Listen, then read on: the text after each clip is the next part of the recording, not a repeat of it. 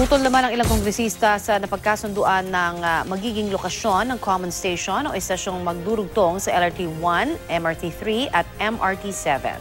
Balitang hatid ni Mark Salazar.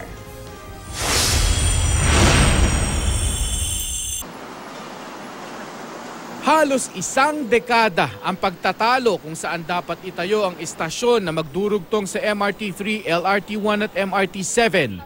Sa tapat ba ng SM North o sa tapat ng Trinoma? Natuldukan ito ng pagpasyahan sa isang Memorandum of Agreement na itayo ang common station sa pagitan ng SM at Trinoma.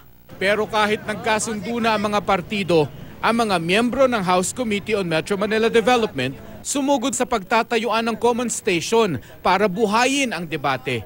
The best plan pa rin is dito sa SM Annex. We will immediately relate this to the top level. Secretary of Public Works, DOTR, and all stakeholders. Noong 2009 pa, nagbayad na ng 200 million pesos ang SM sa gobyerno para ipangalan sa SM ang common station. Pero nabinbin ito sa pagpapalit ng administrasyon.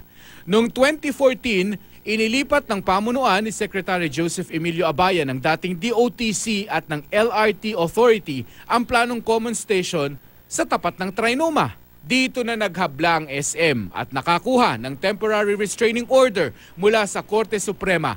Kaya nabinbin na naman ang proyekto. Ipinapaliwanag ng kasalukuyang DOTR sa mga mambabatas na kung hindi na sila kokontra sa pagpopondo ng 2.8 billion pesos para sa common station na ito, tapos ang proyekto sa 2019. At pinakamagandang pwesto na raw talaga ang pagitan ng SM at Trinoma.